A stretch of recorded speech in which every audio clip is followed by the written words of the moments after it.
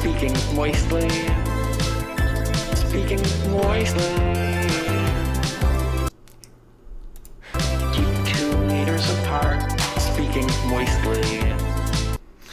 Welcome everyone to Speaking Moistly, and I will introduce my co-host today, Frank Vaughn. He is very, very tall. How you doing, Frank? I'm good, man. How are you?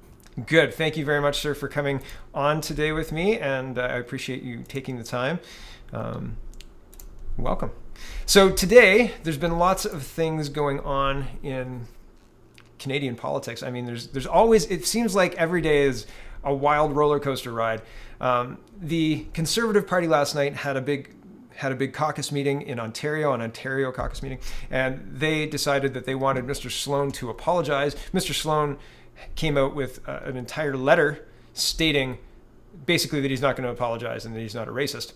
And I wanted to kind of chew this one over, look at this for what this is, because I remember I remember a fracture in the Conservative Party last year that looked a lot like this. And I'm not trying to draw similarities between Mr. Bernier and Mr. Sloan, but it seems like they have a game plan, and it seems like a similar thing is going to happen to Mr. Sloan. The resolution is that they want to have a vote, as he's not going to apologize. They want to have a vote to dispel him from the party or remove him from the party. So, I mean, what do you do when your whole party is saying or is misrepresenting kind of what you've said? What do you think, Frank? Well, and it's ridiculous. First off, asking relevant questions of your public servants is absolutely what an opposition party is supposed to do. And making a rhetorical statement, does she work for China or does she work for Canada? That's a rhetorical statement that should be perfectly acceptable in politics, which is full of bunk most of the time and is nothing but rhetoric at the best of times, especially in Ottawa, where the difference between the Liberal Party and the Conservative Party is very, very minute. Nothing he said was remotely racist in any way. And I've challenged many people. I say, I'll give you $500, and I'll challenge the viewers here. I'll give you $500 if you can match something he said to racism without resorting to psychic powers, claiming there's a dog whistle there when there isn't. And the fact of the matter is, Theresa Tam sits on multiple WHO committees. Yep. She has voting power with the World Health Organization. The World Health Organization has spawned a pandemic that has infected some 3 million people, probably millions more. All of their advice has been terrible. Yep. They've covered for communist China. Their head is not a doctor. At least Tam has that going for her. The head is not a doctor. He's a Marxist out of Ethiopia who does nothing but back whatever China says. So why wouldn't we ask the question, whose interest does she have at heart? Yep. And it's the Michelle Rempels. It's the Liberal Party. They made it about Tam's skin color. What it is actually about is her political loyalties. Right. And so I want to back up just a little bit, because you touched on Marxist Ethiopian Tedros. And so most Canadians will back up from that statement. But it's absolutely 100% factual. He was a Marxist government member in a Marxist government running the health ministry, and he ignored a cholera outbreak. That is, I don't know that that's disputed. Is that disputed? Do you know that? No. That's not disputed. That's what we call a fact. And if the facts hurt your if the facts hurt your feelings, the problem isn't with the facts; it's your feelings. Right. So we have to talk about this honestly. Right. And I totally agree with you. But I think it's so interesting that we're even in a situation where a middle of the road Canadian, somebody who follows politics just minimally, would get their back up even about that. And I think because it's 100%, because I wanted to confirm that it was, but I thought it was 100% factual statement, no problems at all as far as I'm concerned. But I know that there are people who would get upset with that. And I mean, it goes to the point more directly, who do you want in charge, right? Like, do you want somebody whose connections have got them the job? Do you want somebody like that? Or do you want somebody whose competencies got them the job, right? And for me, it's competency most of the time. But, you know, in Marxist regimes, you want somebody who's going to play ball. You want somebody who's not going to question too much. And that's concerning. Is that who we've got running things at the WHO and then into Canada, because we're listening to all of the WHO recommendations and we can't even speak up about it because that's racist. Well, according to them, and it's amazing because they didn't just make it about Tam's skin color and ethnic background. They also made that jump that suggesting that any individual has dual loyalties harkens back to Nazi Germany and anti-Semitism. I read that in Michelle Rempel's tweets, and my mind was blown. I'm like, are you kidding me? That's you like, I mean, you don't even take the time to go from A to B to C. You go from A right to Z. He's a Nazi, and he didn't do anything except question her motivations. Yeah, and I mean, it's very interesting after the election that we just ran with the Nazis under every stone, except for where they were pointing at the Nazis, right? It was interesting being a part of all of that in real time, but at the same time, they're running exactly the same play again, right? And it's like, is this some weird Palpatine dark side trick? Like, are people being lured over to this dark side, or have people just gone completely bonkers? It seems bonkers to me. I think people have been, and I hate to use the word because it's so commonly used, but brainwashed.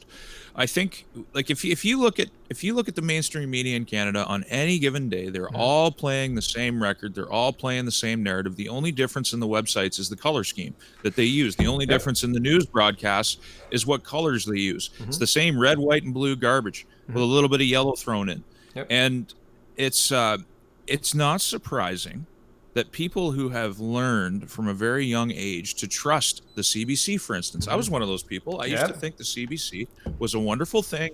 We should have it. It protects Canadian culture.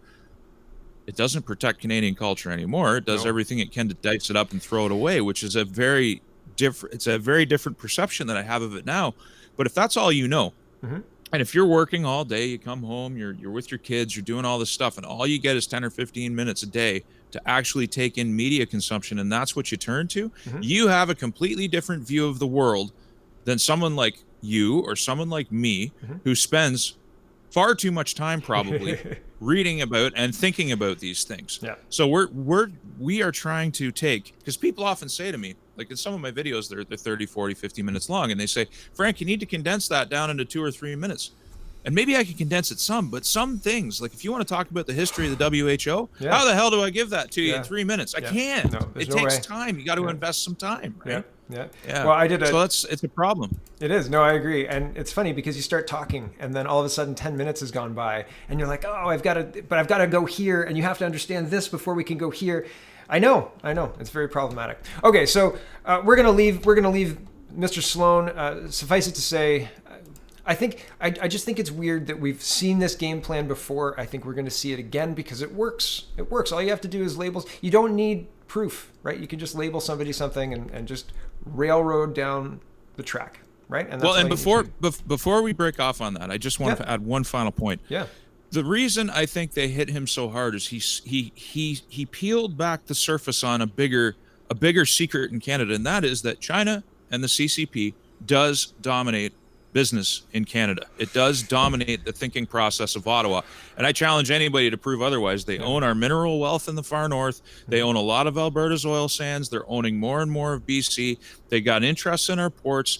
And I mean, there's articles out there, not put out by the mainstream media, but well-researched things talking about the money laundering that goes on in Canada, the big billion-dollar investments they've got in Alberta, and also owning academia, having big influence on academia. We've had espionage. We've had all this stuff. Our own ambassador last summer went to bat for China in the whole Huawei thing. We're not, and this is the big secret.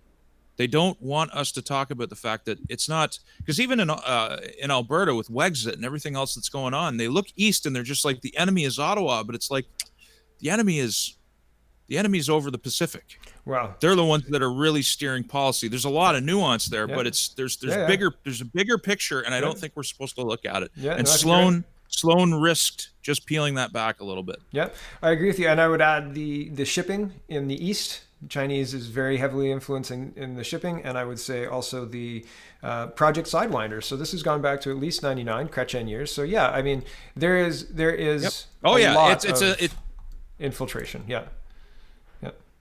It's bipartisan for sure. I want to put that out. Liberals, conservative. Yeah, I would definitely agree. Definitely bipartisan.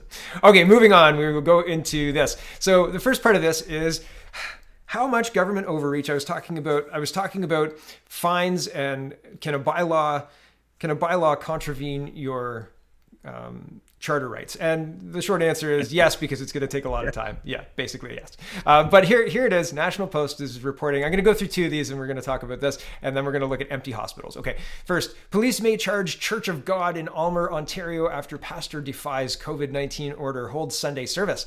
A church in Aylmer, Ontario may face charges after ignoring rules on social distancing and instead holding service on Sunday morning. Police have warned the Church of God about hosting outdoor services, but the warning fell on deaf ears. Now police say people will be held accountable after officers showed up and took video of the scene. Though officers took no immediate action on the day, it seems imminent, with police saying they're readying a file for prosecutors. On Sunday, and I just want to give context of what happened. On Sunday, 70 cars were seen arriving at the church's parking lot. The local pastor, Henry Hildebrandt, spoke from a raised platform to those who gathered to hear his words remained in their vehicles. His celebration went out over a radio signal. The congregants, there we go, tuned in from their cars. So people weren't getting out of the cars, and they say as well that they weren't out, like they were distanced before, during, and after. So I don't have charges to report right yet, but it says, here's the police spokesperson. It says, quote, at the end he says, the pastor says, we're not asking for special privilege or treatment. There were no parking lots as safe as ours that morning. We had no interactions before, during, or after. And then, where's the police one? Hold on. I'm going to find the police one. Oh, it's no secret officers were taping the event, and we'll review all that video, and we'll put a package together to present to the local county prosecutor to see what route we need to follow. So they weren't giving out tickets that day, but they're looking at charging people. What do you think? I know what you think, Frank, but tell everybody what you think. It's very simple. Number one, I don't know if this would have happened to any other group. I think I think because it's a church, it makes an easy target for the state. I think they did everything they possibly could to abide by social distancing rules, whether they're wise or not. They stayed in their cars. They played the sermon over FM radio, and I think, in all honesty, if they get charged, they've got to take this thing all the way to the Supreme Court. Mm-hmm. There needs to be a GoFundMe page. They got to fight this, because in my rational mind, which admittedly does not match with the state of mind of Canada as a whole, there's no way in the nine hells that this sticks. They did nothing wrong. Mm-hmm. They stayed in their cars, for heaven's sake. Why are the police focused on such a complete waste of time? Yeah. A complete and total waste of time. I agree. It seems like the focus is on really the wrong thing. Like, I wake up most mornings and I tweet about it as well, but I see shootings in Toronto, and I think, like, where are the fines for that? You know, like, in addition to the criminal charges, here's a $1,200 fine. But instead, and I'll bring up the burrito situation now because it fits, right? Police and mm-hmm. bylaws and stuff. But here's a situation. This is reported this morning at 9:30 a.m. from Calgary. Pretty egregious. Burritos in the park during COVID-19 pandemic land Calgary friends $1,200 ticket. Quote, we messaged, we were all cooped up. It was really nice out, and we were like, what can we do to see each other that's reasonable? We ordered some burritos, picked them up, biked down here to eat the burritos, and we were following Dr. Dina Hinshaw's quotes exactly. It's okay to be outside, even with people you don't live with, as long as you're separated, and we were doing just that. Vizmeg says the group was listening to some reggae in the park. Oh, well, that's enough for a $1,200 fine. No, I'm just kidding. Yeah, right there. Done. There. Yeah. Reggae in the park, get out of here. Anyway, along the Elbow River, and I didn't bring a meter stick with me, but we were trying to stay apart when bylaw officers beeline toward them. We were just sitting out here, and bylaw officers, two of them, walked up and immediately demanded our IDs. I just questioned why my ID was needed, and he said because I was getting a ticket for social distancing.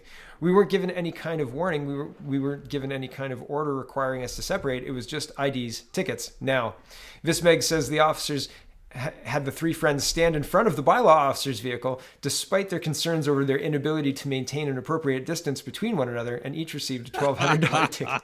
It reminds me of when I was a kid, and I felt like a teacher was telling me to do the thing, like, if you tell me to do that, sir, I'm going to be here, and you told me to not do, okay, you want me to go stand here now? Oh, all right, sir. So it's just weird, like, bylaw officers are that evil high school teacher, or that kind of frumpy, uninformed person telling, like the idiot telling you to do something that you're not supposed to do anyway. And it's like, how did we get here, right? How have we fallen so far? It's the ultimate hybridization of a bureaucrat and a cop put into one uniform so they can go out and ditch out justice. And I bet you any money. I mean, I haven't seen the pictures. I don't actually know, but in a lot of these cases where they're handing out fines, the cops aren't wearing masks. The enforcement people aren't wearing masks in the first place. So, I mean, if you wear the mask, everything else is irrelevant. But this is, we got to get outside, people. I mean, outside is the best place for you. Like the entire time that I've been following this story, there's so many different things. There's nuance. There's a nuanced approach. Number one, I firmly believe that COVID-19 is a new and pressing threat that requires more research and more understanding. But at no time have I felt that a mass quarantine of an entire country, shut down of your food processing facilities, shut down of your basic economy, was ever wise. I did advocate for quarantining those who were known to have it and those who had been contact traced and exposed to those people in the beginning when that could have made a real difference. Now it's out there and it's hard to put this genie back in the bottle. And the easy answer is wear some masks, practice some common sense stuff, and get going. The problem is, the global economy was this great big billion gear machine, and our governments have just gone and took a sledgehammer to the whole thing, and nobody has a plan. There is no schemata of how to rebuild this thing. And that's the other part that I'm trying to get people to be aware of, is that moving into the future, even if COVID-19 disappears tomorrow morning, the damage is done. Your politicians have broke the world, and rebuilding it, there's no just going back to normal tomorrow. This is a long haul. Yeah. Well, the other day I was doing on my show the story of the farmer in Halifax, Nova Scotia, not Nova Scotia, New Brunswick, excuse me. And he was talking about how his farm is going to be not able to function without the temporary foreign workers. And I said, it's more complicated than it looks.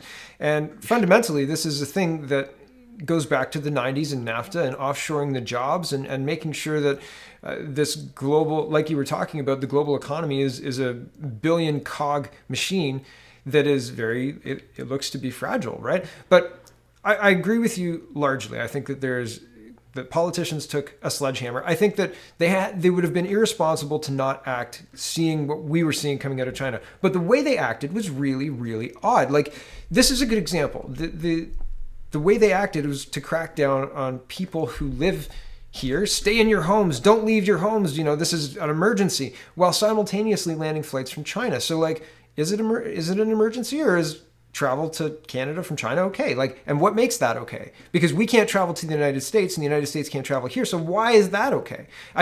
When the things that they do to help us don't make any sense, but we're forced to live in a lockdown situation, and they're saying, but don't worry about this, everything's just fine. Or even similarly, like, I haven't heard Justin Trudeau or Doug Ford or anybody else. No, that's not true. New Brunswick is using hydroxychloroquine. Hydroxychloroquine. Not hydroxy. Hydroxychloroquine. I keep messing it up.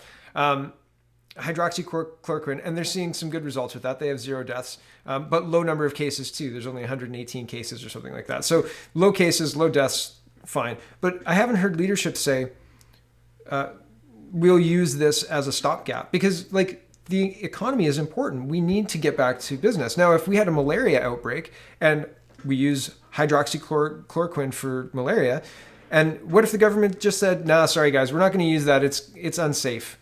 And stay in your house. The way to solve this is not to use this cure, it's to stay in your house. I think that would be disingenuous. So when what they're proposing is not feasible, and staying in our houses for months on end is not feasible, then we need a realistic, workable plan, and our government is continually failing on that.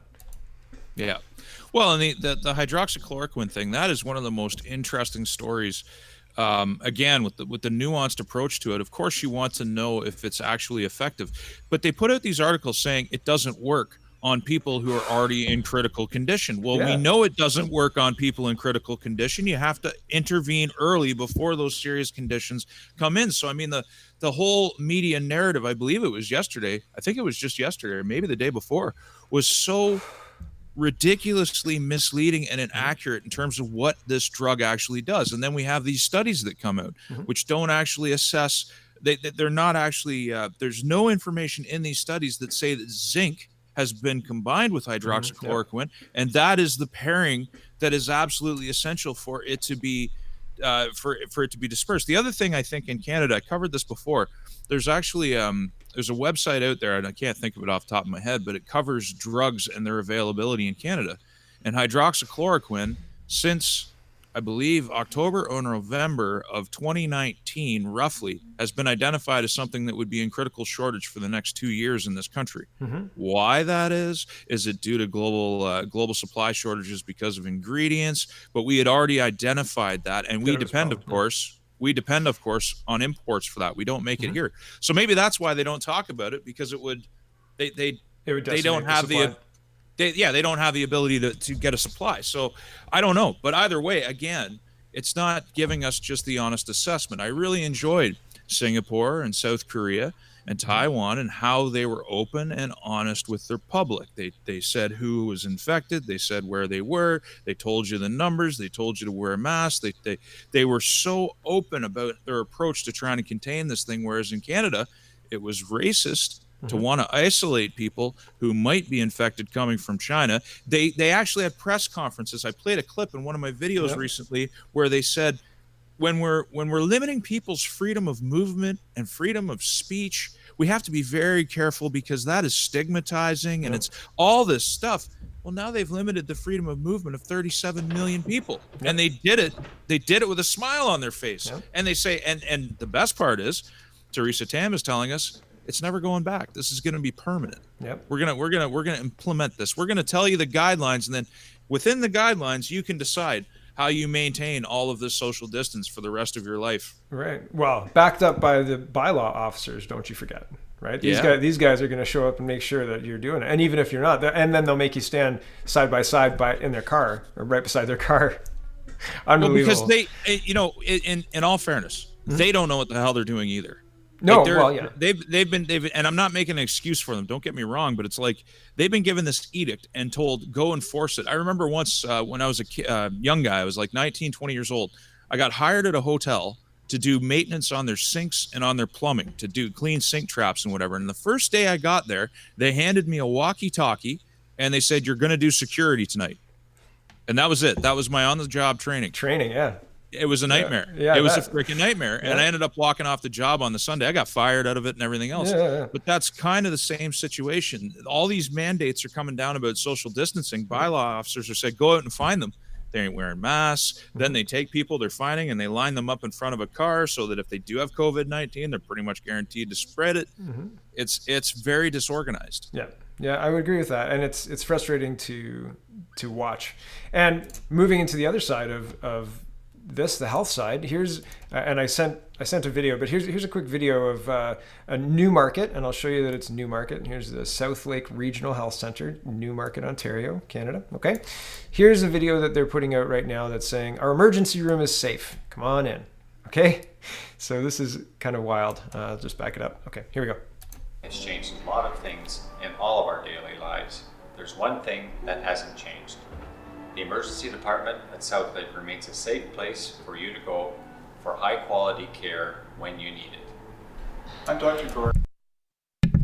I usually mute myself. So they're putting out these little videos, and this was put out on April 21st, to say it's safe, come in. But the fear is working, because here's a CTV News article talking about all of our rooms are empty. Hospital ERs vacant during pandemic. This is yesterday at 10 p.m. Today's April 30th. It was April 29th. And here's just a quick quote from the article. They're not even staffing it with nurses because there's no patients, Puri said. It's eerie. It's definitely eerie. Those that do come into the ER, despite their fear of COVID-19, are often coming in almost too late. We're seeing patients who have abdominal pain for a week, and they come in and they've got ruptured appendicitis, Puri explained. So, I mean, what's going on here? People are being fined like $1,200, out of jobs, and at the same time, nobody's going into the hospitals. Not that I can't explain it, but I mean, what do you think, Frank? I think the government's reacting like a wet noodle. They're just sort of striking out at everything, and it's like whipping things with a wet noodle, hoping it'll all work. And the thing is, the social distancing and the lockdown that they've imposed, which they didn't have to impose if they had have acted early on. I'm sick of hearing myself talk about that.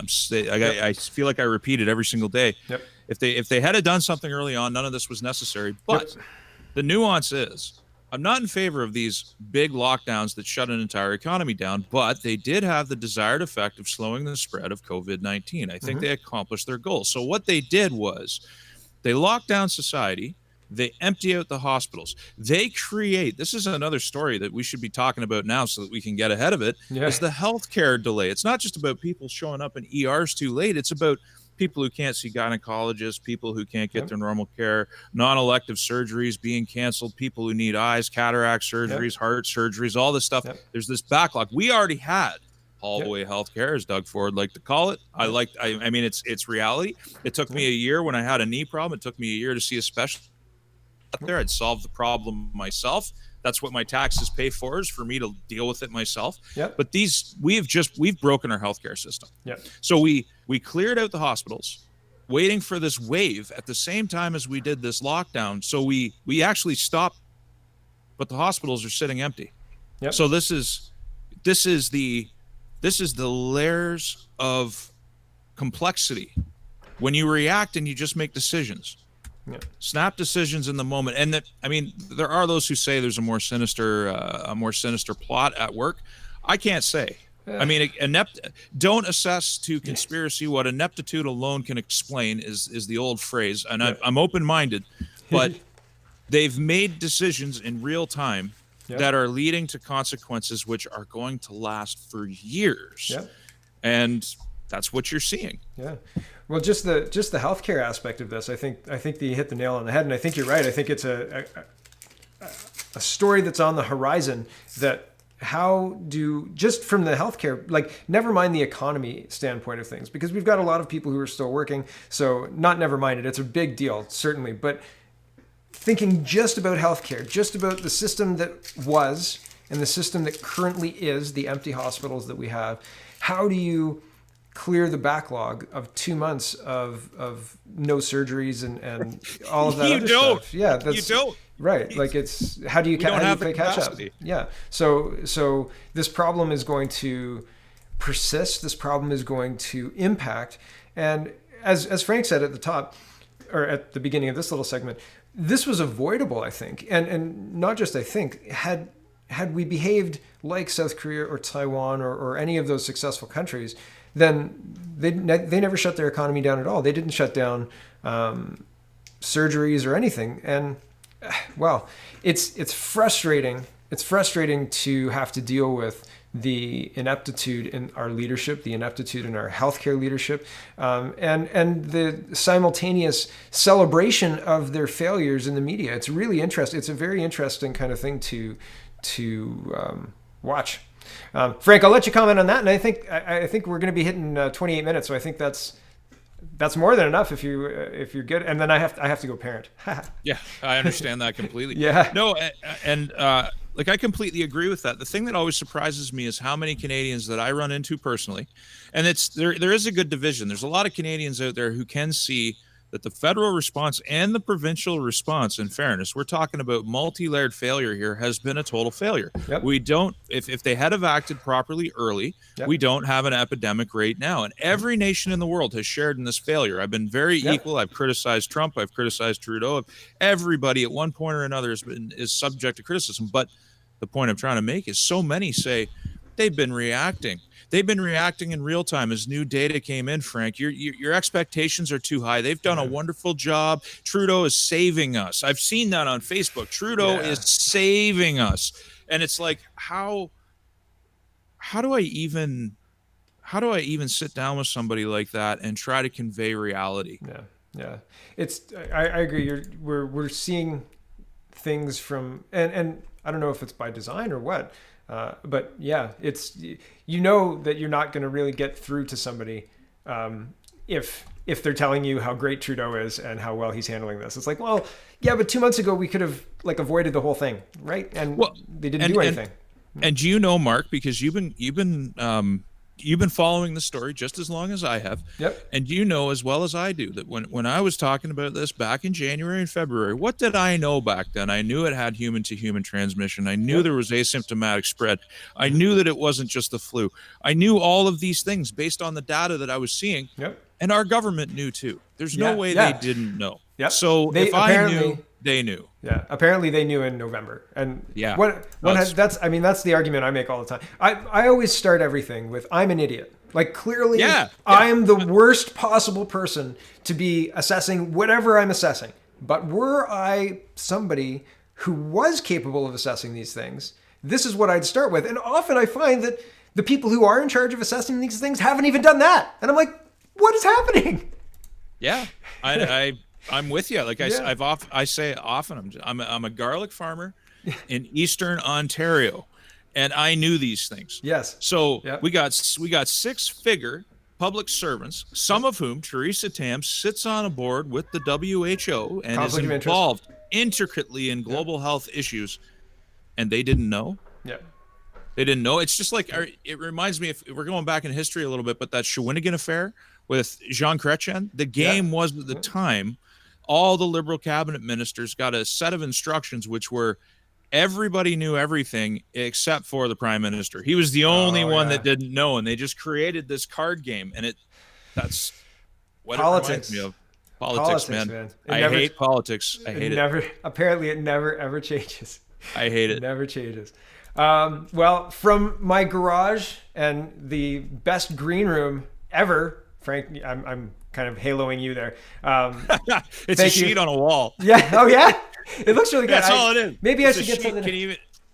No. Yeah, that's all it is. It's a green sheet on a wall. Yeah. Well, maybe I should invest in a sheet. The magic is unveiled. Yeah. Ooh. Well, very cool. Well, thank you very much for joining me, sir. Hopefully you can come back again. This is going to be at least weekly. I'm thinking maybe twice weekly because there's lots to say and there's lots going on, but everybody's busy. So I will say thank you once more, and I will say goodbye to our audience. Here is Justin Trudeau to play us out. Thank you for watching Speaking Moistly. Check us out at speakingmoistly.co. Check Frank out at Frank. Do you want to give your website? Yeah. www.frankvaughan.ca is where you can find all my work. And thanks to you, Mark. You do great work, and I'll be happy to come back anytime. Oh, wonderful. Perfect. Well, thank you very much. And thank you for watching, dear viewer. See you again next week. I'm not a medical expert. These are the things we know.